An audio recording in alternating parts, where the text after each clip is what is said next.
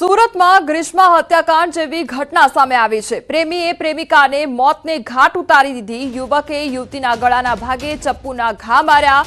યુવતીનું ઘટના સ્થળે જ મોત નીપજ્યું છે। હત્યા બાદ યુવકે પોતાનું ગળું પણ કાપ્યું। માંગરોળના વાકલબોરિયા માર્ગ પરની આ ઘટના સામે આવી છે। યુવતીને પીએમ અર્થે ખસેડવામાં આવી છે। યુવકને સુરત સિવિલમાં સારવાર માટે ખસેડવામાં આવ્યો છે। આરોપી યુવક નર્મદાના ગરુડેશ્વરનો હોવાની પ્રાથમિક વિગત સામે આવી છે। ઘટના અંગે પોલીસે તપાસ હાથ ધરી છે। પેશન્ટનો અત્યારે તો હાલ એને પ્રાઇમરી ટ્રીટમેન્ટ આપી અને ઈએનટી વિભાગમાં રિફર કરવામાં આવેલ છે। ગળાના ભાગે 5 સેન્ટીમીટર જેટલો ઘા છે। આજ સવારે 9 વાગે માંગરોળ પોલીસ સ્ટેશન ના વાંકલ આઉટપોસ્ટમાં વાંકલ ગામની 500 મીટર અંદર રસ્તા ઉપર 20 થી 25 વર્ષની ઉંમરના બે યુવક અને યુવતીને ગળાને ભાગે ઈજા થયેલાની હકીકત મળતા તાત્કાલિક ધોરણે પોલીસ ઘટના સ્થળે પહોંચી ગયેલ છે અને ઘટના સ્થળે જતા લડકી મરણ ગયેલ છે। એનું ઇન્ક્વેસ્ટ અને ફોરેન્સિક પીએમ કરવામાં આવી રહેલ છે તથા છોકરાને અહીં તાત્કાલિક સિવિલ હોસ્પિટલ ખાતે સુરત રેફર કરવામાં આવેલા છે। આ છોકરાનો જે મોટો ભાઈ છે એમનો મારા ભત્રીજા પર ફોન આવ્યો કે ભાઈ આવી રીતે ઘટના બની છે, ગળો કપાઈ ગયો છે છોકરાનો, એટલે આપણે તાત્કાલિક સુરત આપણે જવું પડે એટલે અમે અહીંયા સુરત આવ્યા છે। હવે અમને એકચ્યુઅલી કઈ ખબર જ નથી કે કેવી રીતે બીના બની, કેવી રીતે ઘટના ઘટી છે, એ અમને હજુ જાણ ખાલી કઈ જ નથી ખબર અમને। સુરતના બોરિયા ગામે યુવતીનું ગળું કાપવાનો મામલો સામે આવ્યો છે। પોલીસે તપાસનો ધમધમાટ શરૂ કર્યો છે। યુવક અને યુવતી સાથે અભ્યાસ કરતા હતા તો આજે 2 વખત બંને વચ્ચે ટેલિફોનિક વાતચીત પણ થઈ હતી। બંને વચ્ચે માથાકૂટ થઈ હોવાનું પ્રાથમિક તારણ સામે આવ્યું છે। એફએસએલની મદદથી તપાસ શરૂ કરવામાં આવી છે। તો યુવકનો હુમલો કરવાનો આ મામલો સામે આવ્યો છે। ગ્રીષ્મા હત્યાકાંડ જેવી જ આ ઘટના સામે આવી છે જ્યાં યુવક દ્વારા છરી વડે હુમલો કરવામાં આવ્યો છે યુવતી પર। યુવતીનું ગળું કાપવામાં આવ્યું અને તે અંગે હવે તપાસ પણ હાથ ધરવામાં આવી છે। ઘટના સ્થળ પરથી છોકરીની એક્ટિવા તથા જે બંનેને જે શસ્ત્રથી ઈજા થઈ હતી એ ચાકુ અને એક બ્લેડની હાજરી ઘટના સ્થળ પર છે। એફએસએલની ટીમ પણ આવી ગયેલી છે। છોકરીનું ઇન્ક્વેસ્ટ થઈ ગયેલ છે અને ફોરેન્સિક તથા પેનલ ડોક્ટરથી પીએમ કરાવવા માટેની હાલ તજવીજ। ખેડા નગરપાલિકામાં સત્તા પરિવર્તન થયું છે અને ભાજપની ભવ્ય જીત થઈ છે। 1992 પછી ભાજપની ઐતિહાસિક જીત જોવા મળી છે। 33 વર્ષ પછી ભાજપ સત્તામાં આવી છે। પાલિકામાં 14 બેઠકો સાથે ભાજપ સત્તામાં આવી। ભાજપ કાર્યકર્તાઓએ આતશબાજી સાથે ભવ્ય વિજય રેલી કાઢીને ઉજવણી કરી છે। વિજેતા ઉમેદવારો સાથે ભવ્ય સરઘસ નીકળ્યું તો ધારાસભ્ય કલ્પેશ પરમાર તેમજ મહામંત્રી અપૂર્વ પટેલ સરઘસમાં સામેલ થયા છે। સૌનો વિકાસ કરતી આ પાર્ટી કલ્પેશભાઈ ના રાજની અંદર જે એમણે ગ્રાન્ટો અને સરકારના માધ્યમથી જે છેવાડાના માનવીનો વિકાસ કર્યો છે એનું પરિણામ છે આજે કે 92 પછી 14 બેઠકો ઉપર આજે ભારતીય જનતા પાર્ટીનો વિજય થયો છે અને ભારતીય જનતા પાર્ટીના એક કાર્યકર્તાની મહેનત આજે રંગ લાવી છે। ભારતીય જનતા પાર્ટી બહુમતી 92થી નગરપાલિકા રચના થયા પછી આ પહેલી વાર બહુમતી મળી। એમાં સંગઠન અને મતદારો માત્ર વિધાનસભાના તમામ સંગઠનોના હોદ્દેદારો કામ કર્યું છે અને એમને મતદારોને પણ સુધી પહોંચ્યા ઘર ઘર સુધી। તેમનો મતદારોનો અને સંગઠનના લોકોનો આ વિજય છે। ભારતીય જનતા પાર્ટી આ પહેલી વાર બહુમતી મળી એટલે લોકોની અંદર ઉત્સાહ અનેરો છે। વડોદરાની શિનોર તાલુકા પંચાયતની સાદલી 2ની પેટાચૂંટણીનું પરિણામ જાહેર અને શિનોર તાલુકા સેવા સદન કચેરી ખાતે મત ગણતરી કરવામાં આવી। ભાજપના પ્રકાશ પટેલની 1105 મતોથી ભવ્ય જીત થઈ છે। ભાજપના ઉમેદવાર પ્રકાશ પટેલને 1649 મતો મળ્યા। કોંગ્રેસના ઉમેદવાર કનુ પટેલને 544 મતો મળ્યા તો ભાજપના ઉમેદવાર પ્રકાશભાઈ પટેલ મુસ્લિમ બહુમતીવાળા વિસ્તારમાં પણ લીડ મેળવી છે। જે મતગણતરી ચુસ્ત પોલીસ બંદોબસ્ત વચ્ચે ઉમેદવારો તથા એમના એજન્ટો રૂબરૂમાં હાથ ધરવામાં આવેલ છે। જે પૈકી કનુભાઈ મોહનભાઈ પટેલને 544 મત મળ્યા હતા। પ્રકાશભાઈ કનુભાઈને 1649 મત મળ્યા હતા। નોટાને 23 મત મળ્યા હતા। આમ કુલ 2200 મત પડેલ છે।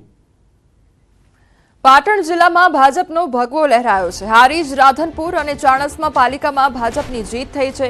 સિદ્ધપુર પાલિકામાં વોર્ડ 1 અને 7માં ભાજપની જીત થઈ છે. રાધનપુર નગરપાલિકામાં ભાજપે કોંગ્રેસને પછડાટ આપ્યો છે. રાધનપુરમાં પાલિકામાં ભાજપની જીત થઈ છે. રાધનપુર પાલિકામાં સત્તા પરિવર્તન થતા સમર્થકોમાં ભારે ઉત્સાહ જોવા મળ્યો છે.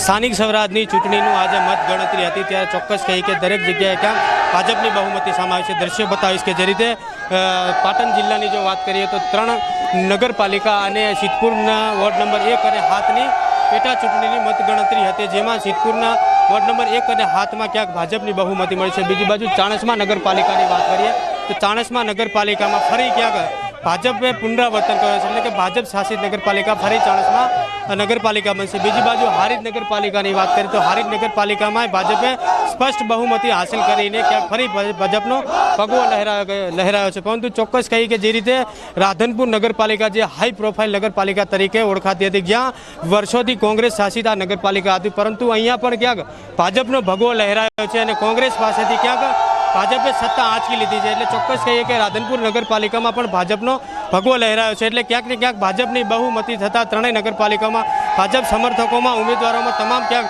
ખુશીની લહેર જોવા મળીને અનેરો ઉત્સાહ જોવા મળ્યો. એટલે ચોક્કસ કહીએ કે જે પાટણ જિલ્લો ક્યાંક કોંગ્રેસનો ગઢ કહેવાતો હતો, પરંતુ અહીંયા પણ ભાજપે કોંગ્રેસના ગઢમાં ગાબડો પાડ્યો છે અને 3 નગરપાલિકા એટલે કે હારીજ, ચાણસ્મા અને રાધનપુર નગરમાં સ્પષ્ટ બહુમતી કરી છે. ને સ્થાનિક સ્વરાજની ચૂંટણીના પરિણામોમાં કોંગ્રેસને નિરાશા મળી છે. પરિણામો પર કોંગ્રેસ નેતા અમિત ચાવડાએ પ્રતિક્રિયા આપી.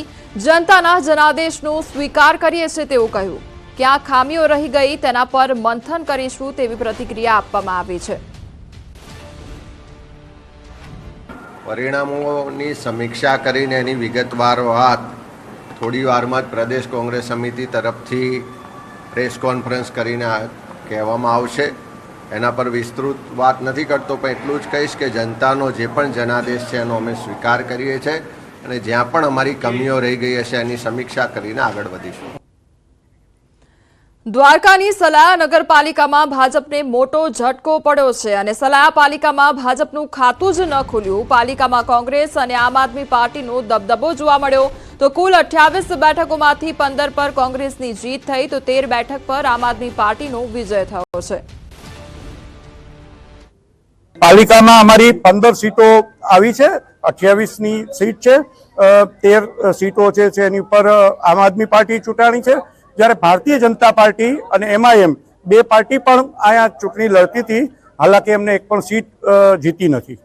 સામાન્ય નગરપાલિકાની મતગણતરી બાદ આમ આદમી પાર્ટીને કુલ 13 વોર્ડ ઉપર વિજેતા જાહેર કરવામાં આવ્યા છે અને ભારતીય રાષ્ટ્રીય કોંગ્રેસ પાર્ટીને ટોટલ 15 બેઠક ઉપર વિજેતા જાહેર કરવામાં આવ્યા છે અને અન્ય કોઈ પણ ઇસ્યુ નથી અને ખૂબ જ સરસ અને શાંતિપૂર્વક રીતે મતગણતરી પૂરી થઈ ગઈ છે. બાવળા નગરપાલિકામાં રસાકસીનો જંગ જોવા મળ્યો અને બાવળા નગરપાલિકાની 28 બેઠકમાંથી 14 પર ભાજપ છે, જ્યારે 13 બેઠક પર કોંગ્રેસ છે. ત્યારે એક બેઠક પર સૌ કોઈની નજર છે, જેમાં BSP ઉમેદવારની જીત થઈ છે. કાળુભાઈ ચૌહાણ જેઓ BSP ઉમેદવાર છે, તેમની એક બેઠક પર જીત થઈ છે. ત્યારે હવે કાળુભાઈ ચૌહાણ અહીં કિંગ મેકર સાબિત થશે. બાવળા નગરપાલિકાની અંદર કહી શકાય કે રસાકસીનો જંગ છે તે જોવા મળી રહ્યો છે. કોંગ્રેસ પાર્ટીને 13, ભારતીય જનતા પાર્ટીને 14, તો સાથે જ BSP જે પાર્ટી છે તે પાર્ટીને એક ઉમેદવાર જીત્યો છે, તે કાળુભાઈ છે, કાળુભાઈ ચૌહાણ. કાળુભાઈ, કિંગ મેકર બાવળા નગરપાલિકાના તમે ગણાશો? Thank you. એમ નહીં, પણ તમે જીતા છો, કેટલા ટર્મથી જીતતા આવો છો અને જે રસાકસી થઈ 4 ટર્મથી જીતો છો? 4 ટર્મથી સતત. કાળુભાઈ, પણ સૌથી મોટો સવાલ એ થાય છે કે ભાજપને 14 અને કોંગ્રેસને 13 મળી છે, એટલે હવે કિંગ મેકર તમે છો, એટલે હવે તમે નક્કી કરશો કે પ્રમુખ કોણ બનશે, કારણ કે તમારો એક મત મહત્વનો રહેશે. એ પછી ડિસિઝન લઈશું, અત્યારે હાલમાં નહીં. એમ નહીં, પણ આપનો કે વિચાર? મારા વોટરો ડિસિઝન આપશે, હું ડિસિઝન લઈશ. ઓકે, કારણ કે તમે કહેવાય કિંગ મેકર ખરા? કિંગ મેકર ખરા. પહેલે ચોથી વાર જીતા હતા. 4 વાર 7મા વોર્ડમાં. એકલા પેનલથી તમે એકલા સિંગલ જ જીતો છો? સિંગલ જ એક. હા, ચોક્કસ. આ જે BSP જે છે, જે પાર્ટી છે, તેના જે ઉમેદવાર છે તે જીત્યા છે, તે કિંગ મેકર સાબિત થશે, કારણ કે એ માની શકાય કે ભારતીય પાર્ટી 14, 28 બેઠકની આ નગરપાલિકા છે, તેની અંદર હવે એક મત મહત્વનો છે કે કોની તરફ જાય છે અને કોણ બને છે. અમિત શર્મા સાથે પ્રણવ પટેલ, બાવળા, અમદાવાદ. આ તરફ કચ્છની રાપર નગરપાલિકામાં ભાજપનો દબદબો જોવા મળ્યો। 28માંથી 21 બેઠક પર ભાજપનો કબજો અને કોંગ્રેસના ફાળે આવી છે 7 બેઠક। વોર્ડ નંબર 5ની પેનલ પર કોંગ્રેસે કબજો કર્યો છે।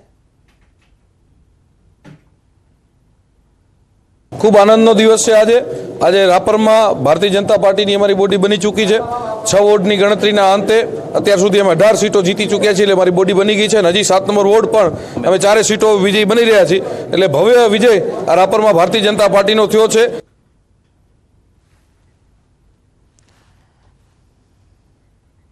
તો સ્થાનિક સ્વરાજની ચૂંટણીમાં ભાજપનો દબદબો જોવા મળ્યો છે અને કોંગ્રેસના સુપડા સાફ થતા નજરે પડ્યા છે, ત્યારે કચ્છની રાપર નગરપાલિકામાં પણ ભાજપનો દબદબો જોવા મળ્યો। બીજી તરફ પંચમહાલની વાત કરીએ તો પંચમહાલની કાલોલ નગરપાલિકા વર્ષ 1996માં અસ્તિત્વમાં આવ્યા બાદ પ્રથમવાર ભાજપે ચૂંટણીમાં સ્પષ્ટ બહુમતી હાંસલ કરી છે।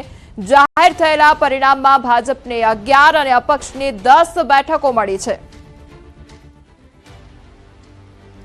હાલ શક્તિસિંહ દ્વારા પ્રેસ કોન્ફરન્સ કરવામાં આવી રહી છે, સીધા તે તરફ। જ્યારે અમારા પાસે મજબૂતીથી ધારાસભ્યો 81 હતા, ત્યારે જુનાગઢ મહાનગરપાલિકામાં માત્ર 1 કોર્પોરેટર અમારા ચૂંટાયેલા હતા। એ પછી બાય ઇલેક્શન્સમાં બીજા 2 ચૂંટાયા અને વિસર્જન થયું ત્યારે 3ની સંખ્યા હતી। આજે છેલ્લા આંકડા મળતા મુજબ જ્યાં માત્ર 2018માં 1 ચૂંટાયા હતા, ત્યાં આજે કોંગ્રેસના સિમ્બોલ પર જુનાગઢ મહાનગરપાલિકામાં 11 કોર્પોરેટરો અમારા ચૂંટાયા છે। હું જુનાગઢના સુજ્ઞજનોનો ખૂબ આભાર માનું છું। ઘણા હાથગંડાઓ થયા જુનાગઢમાં, જે રીતે ચૂંટણીની સાથે અનેક પ્રકારના જે લોકશાહીમાં માન્ય નથી એવા હાથગંડા થયા, એમ છતાં જુનાગઢવાસીઓએ જે પ્રેમ આપ્યો છે માટે એમનો ખાસ આભાર માનું છું। અનેક કાવાદાઓ લોકશાહીમાં જેને કરપ્ટ પ્રેક્ટિસ કહે, જે માન્ય ન હોય, અને હું આક્ષેપ કરું છું એમ નહીં, આપણા સૌના કેમેરાની આંખે અમારા એક ઉમેદવારે સ્ટિંગ ઓપરેશન કર્યું।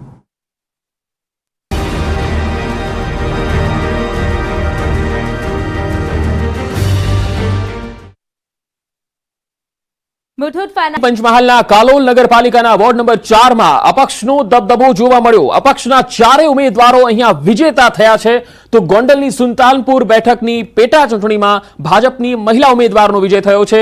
વર્ષા ગોંડલિયાનો 2263 મતથી ભવ્ય વિજય થયો। આ તરફ આણંદના ખંભાતની ઉંદેલ ગ્રામ પંચાયતની વિભાગ 2ની પેટા ચૂંટણીમાં ભાજપે બાજી મારી લીધી। ભાજપ ઉમેદવાર રમેશ પરમારનો 1304 વોટથી વિજય થયો। આ તરફ જસદણના વોર્ડ નંબર 2માં ભાજપના 4 ઉમેદવારોની